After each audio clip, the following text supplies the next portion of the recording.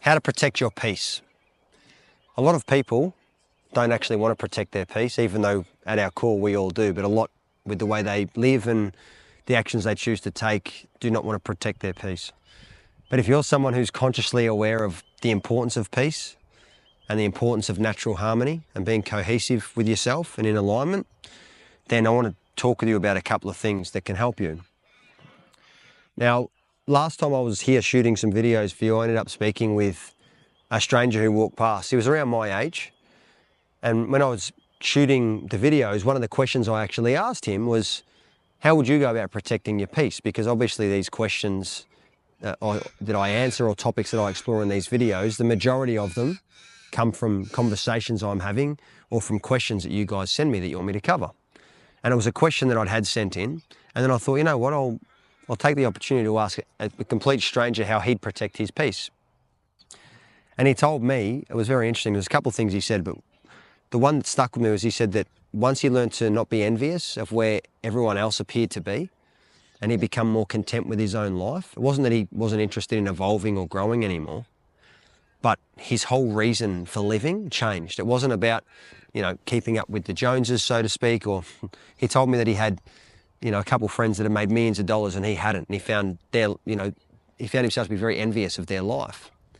Now, the interesting thing with that is that he also went on to tell me that as he learnt more about them and the mortgages they had and the debts they had and all this stuff, he wasn't as envious anymore because he realised that there was a lot of peace and a lot of clarity and a lot of, benefits that come with having less in his world that his friends would have liked. But they're stuck in the more type of next game. So he realised that, the old school saying you should never judge a book by its cover because you don't really know what they're going through. And it's true, we don't.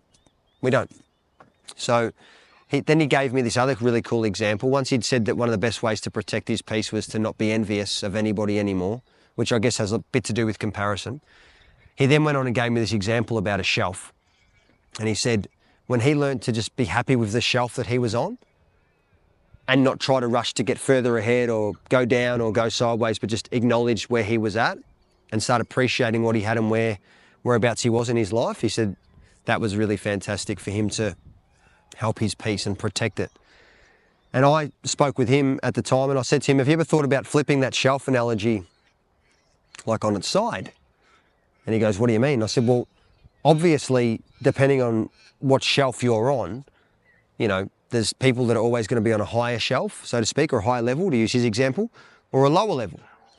But to somebody else, you're their higher level and their lower level, just like that other person who's higher to you. That's the same for them, there's a higher or lower. I said, but if you flip that shelf, horizontally rather than vertically, everyone's on the same level and everyone's equal. And that, in my opinion anyway, is exactly the truth of our life. We're all equal. We're all going through similar challenges or not similar challenges. We have different challenges, but similar things we're working through underneath those challenges. We have all different symptoms, but very similar causes is where I was going with that one. But turning the shelf on its side, you get to see that we're all on the same level. And if this person has this, then you've got that. Because I guarantee you, there is not one person in this world that would have everything better than you. And you wouldn't have everything better than someone else. We all have bits and pieces. It's part of our story, it's part of our journey.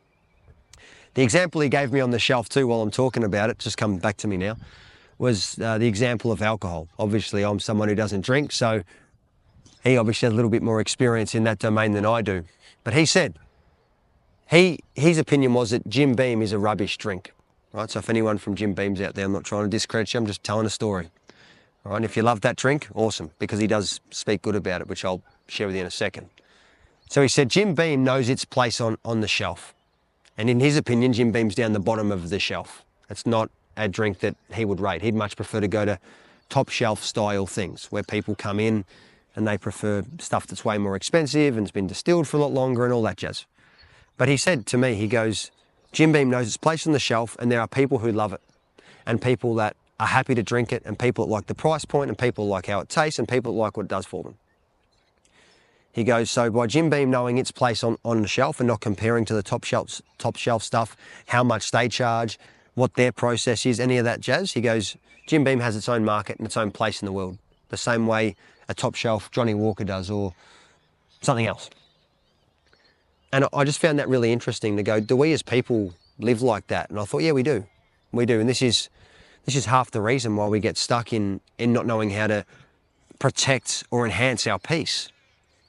Most of our peace that is dismantled and removed and, you know, sort of broken comes from everything outside that we're looking at, and then we try to make sense of it inside. When you have an internal state of peace, nothing out there can affect you.